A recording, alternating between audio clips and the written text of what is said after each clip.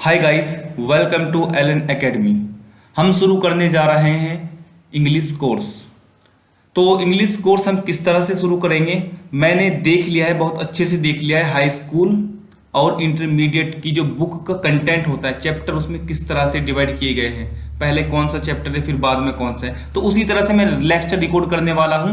तो high school और intermediate मतलब 11वीं और 12वीं के स्टूडेंट, 9th और 10th, 9वीं और 10वीं के स्टूडेंट्स रेडी हो जाइए इंग्लिश पढ़ने के लिए, बहुत मजा आने वाला है।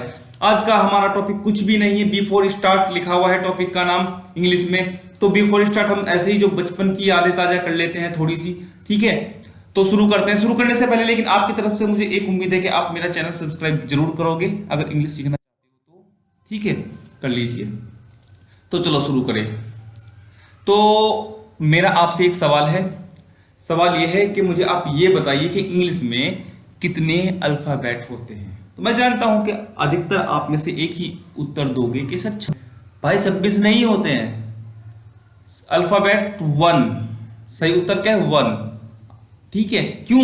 क्योंकि जो अल्फाबेट होता है ना वो ग्रुप ऑफ लेटर्स होता है, ठीक है। नहीं, अब मैं हिंदी में बात करूं, जैसे हिंदी में क्या कहते हैं, वर्णमाला। वर्णमाला एक माला है, माला में क्या होते हैं, मोती। तो जो मोती होते हैं ना वो अक्षर होते हैं, इंग्लिश में क्या बोलते हैं अक्षर को? लेटर्स होते हैं वो, ठीक है। तो हिंदी में वर्णमाला, इंग्लिश में अल्फाबेट्स, ठीक है ना। ये हर लैंग्वेज में होता है, ये आपकी इंग्लिश हो, हिंदी हो, चाइनीज हो, जापानीज हो, संस्कृत हो, उर्दू हो, तो कोई भी लैंग्वेज होती है उसमें एक वर्णमाला होती है, एक अल्फाबेट्स होता है उसमें, तो जो है ना जिसमें हमारे अक्षर या लेटर्स होते हैं, ठीक है। तो आया मजा? थोड़ा ऐसे ही आएगा, मजे मजे करते रहोगे, नो प्रॉब्लम। तो इंग्लिश के जो हमारे लेटर्स हैं वो आपके सामने लिखे हैं, 26 लेटर्स। हिंदी में भी लिखा है, अंग्रेजी वर्णमाला में कुल 26 अक्षर या वर्ण होते हैं, ठीक है, क्लियर। तो या पढ़ लेना। तो एक चीज और हम करते हैं, छोटी एबीसीडी, बड़ी ABCD, small letters, capital letters, इसको ऐसे बोलते हैं। कभी कभी इस किसी सेंटेंस में आप कैपिटल लेटर को स्मॉल में लिख देते हैं तो वो टीचर बोलता है कि ये कैपिटल लेटर्स में लिखा जाएगा, वो ये नहीं बोलता ये यार ये अल्फाबेट कैपिटल में आएंगे, ठीक है ना। तो ये ध्यान रखें, लेटर्स और अल्फाबेट में डिफरेंस आपको क्लियर हो गया।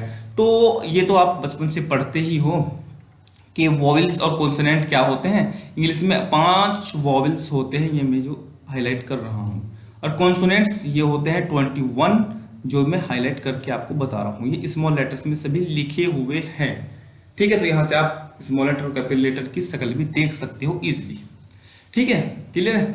तो अब देखिए हिंदी की बात करें तो हिंदी में कितने होते हैं, हिंदी वर्णमाला में कुल 46 वर्ण होते हैं, क्लियरली आपके सामने लिखा है। अब देखिए ये जानना क्यों जरूरी है हमारे लिए, तो मैं आपको बता देता हूँ। इंग्लिश ग्रामर में कुछ टॉपिक आएंगे, आर्टिकल होते ए एंड द, आप पढ़ते ही हो बचपन से, ठीक है, जो आपकी रीडिंग बुक्स होती है।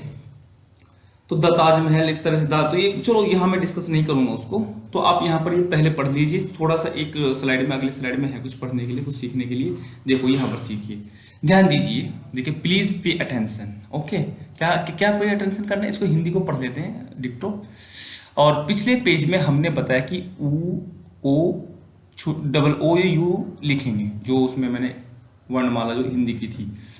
पर अगर आप देखें तो एक शब्द कुक, यहाँ पर ऊ डबल ओ जो है ना, पर इसका जो उच्चारण किया गया है वो कुक नहीं बल्कि कुक है, ठीक है। नहीं तो जब क्या जब हम डबल ओ पढ़ते हैं तो उस पर बड़ों की मात्रा पढ़ना चाहिए था, यहाँ पर छोटों की क्यों लिया हुआ है। तो यानी यहाँ पर क्लियर सी बात है यार कि जो नियम पढ़ाए जाते हैं वो 100% सच नहीं है, कुछ अपवाद भी होते हैं, कुछ एक्सेप्शंस भी होते हैं, ठीक है। नहीं, इंग्लिश में ऐसा है, क्योंकि इंग्लिश में आजकल जो है ना जापानीज, फ्रांस है नहीं की जो लैंग्वेज है ना वो घुसने लगी है, तो कुछ वर्ड की जो प्रोनाउंसिएशन होती है ना वो थोड़ी एक्सेप्शनल हो रहेगी, एक्सेप्शंस होंगे इसमें, अपवाद होंगे इसमें मेरे भाई। तो आप इस चीज का भी ध्यान रखना है आपको। तो देखिए इसी तरह अब आपने देखा होगा कि कहीं पर जय के नीचे एक बिंदु लगाया होता है जैसे ज, और कहीं पर जय के रुको, कहीं पर जय के नीचे बिंदु नहीं होता है, दोनों के उच्चारण में बहुत ज्यादा फर्क होता है। अब देखिए कैसे होता है, चलो हम देख लेते हैं। शब्दों के प्रोनाउंसिएशन को आप आने वाले प्रोनाउंसिएशन चैप्टर में विस्तार से डिटेल में पढ़ने वाले हैं, ठीक है, वो हम डिस्कशन करेंगे। ये जो बुक है ना गाइज, ये आदित्य सर की बुक है। मैं काफ़ी टाइम से इनके वीडियो लेक्चर भी देखता था, ठीक है। तो और इनकी बुक भी मैं फॉलो करता हूँ। इजीली 9 रुपये में PDF फाइल मिल जाती है इनकी वेबसाइट पर, englishwale.com पर आप भी खरीद सकते हो, ठीक है। तो क्या आप जानते हैं, ये कुछ नहीं लिखा है, क्या आप जानते हैं कि बाद में मैं आपको बता देता हूँ। जो ये लेटर्स होते हैं ना, इन्हें मिला करके हम बनाते हैं शब्द, वर्ड, ठीक है ना। तो लेटर्स फॉर्म ए वर्ड, अक्षरों से मिलकर शब्द बनता है, ठीक है ना, पहली लाइन में ये लिखा हुआ है, ठीक है ना। वर्ड्स फॉर्म ए सेंटेंस, शब्दों से मिलकर वाक्य बनता है। भाई लेटर से शब्द बना, शब्द से वाक्य बना। अब सेंटेंस फॉर्म ए पैराग्राफ, ठीक है, जो पैराग्राफ हम पढ़ते हैं अपनी किताबों में, ओके। तो वाक्यों से मिलकर पैराग्राफ बनता है। वाओ। तो देखिए यहां पर एक उदाहरण है, Mujib is a good guy, he is my best friend, I love him a lot. देखिए ये क्या है, ये अलग अलग सेंटेंस है, 3 सेंटेंस है यहाँ पर, ठीक है। यहाँ पर लेटर्स कितने होंगे, लेटर्स को आप गिन लीजिए, MOJIB, इनको 1 2 3 करके गिन लीजिए, इतने इसमें लेटर्स है। वर्ड्स, मुजीब एक वर्ड हो गया, इज दूसरा वर्ड हो गया, ए इसमें तीसरा हो गया, ठीक है, गुड चौथा हो गया। तो इस तरह इतनी वर्ड है इसमें। सेंटेंस कितने हैं, 3 है, ये पूरा एक पैराग्राफ कह सकते हैं हम इसको, ठीक है।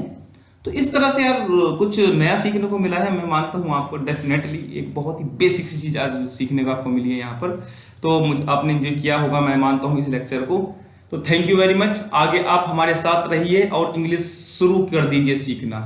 मैं मानता हूँ कि आप जो पैसे खराब करते हो, मतलब हर जगह खराब नहीं होते हैं, कहीं कहीं पर वसूल भी होता है, लेकिन मैंने देखा है इंग्लिश सब्जेक्ट में कि कुछ ही पर्टिकुलर, कुछ विशेष टॉपिक्स में पूरा साल निकालने के लिए ट्यूशन टीचर उन्हीं टॉपिक्स को घुमाते रहते हैं वहीं के वहीं पर, ठीक है ना।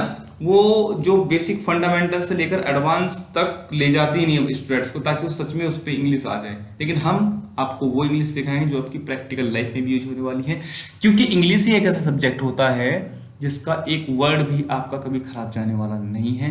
1% मैथ जा सकता है, एक मैथ के टॉपिक्स जा सकते हैं, साइंस के जा सकते हैं, और किसी भी दूसरे सब्जेक्ट के जा सकते हैं, लेकिन इंग्लिश आज के टाइम में एक इंटरनेशनल लैंग्वेज बन गई है, ये सभी लोग जानते हैं। तो प्लीज डरिए मत, इस चीज की जिम्मेदारी है मेरी, जिम्मेदारी नहीं मतलब विश्वास दिलाता हूं, ऊपर वाले पर विश्वास रखिए, ठीक है, कि इंग्लिश का डर आपका निकल जाएगा।